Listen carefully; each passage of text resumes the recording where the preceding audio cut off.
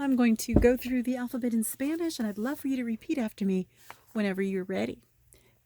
Here we go. A, A, B, B, C, C, D, D, E, E, F, F, G, G, H, H, I, I, J, J, K,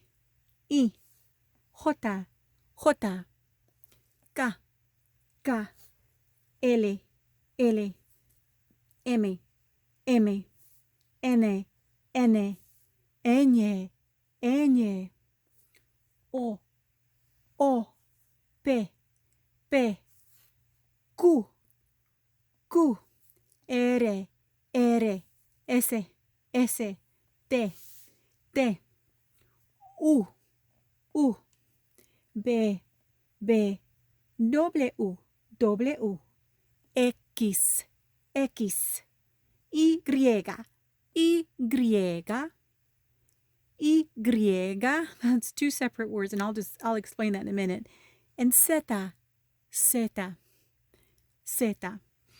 I want to explain a few things. First thing I want you to, I'm sure you noticed, and I want to explain that there's an extra letter here. We've got an extra letter in the Spanish alphabet. In fact, we used to have many more extra letters. We used to have a CH, ch.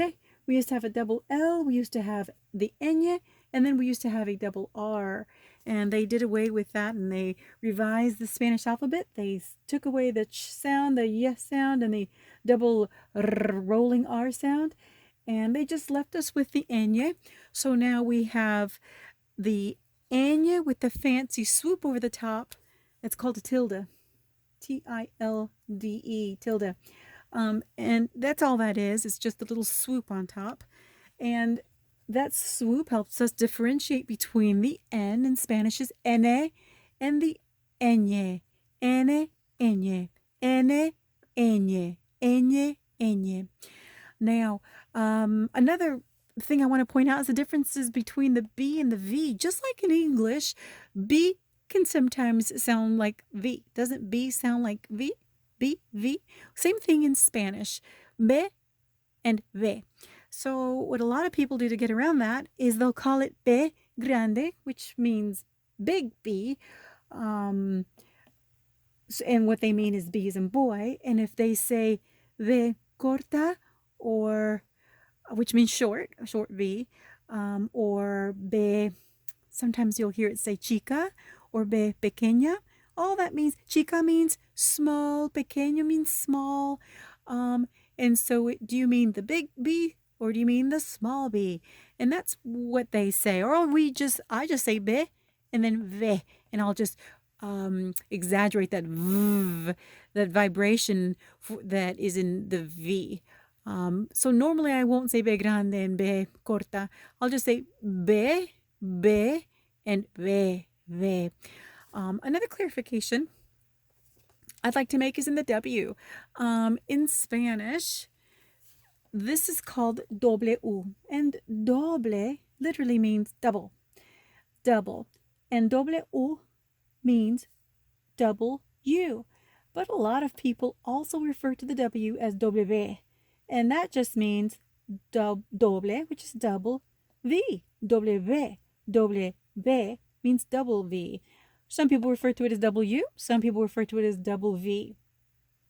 Another thing that I just realized is the V, sometimes it's referred to, I say V, and sometimes it refers to V.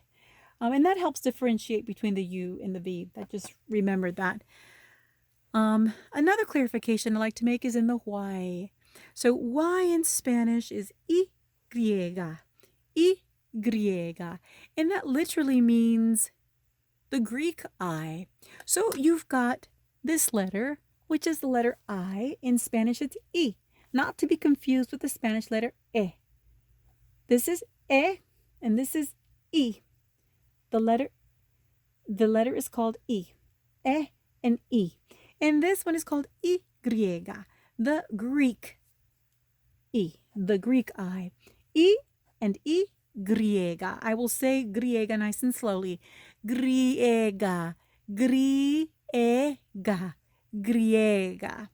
Y griega. Y, and then and then y griega. And finally, zeta, zeta.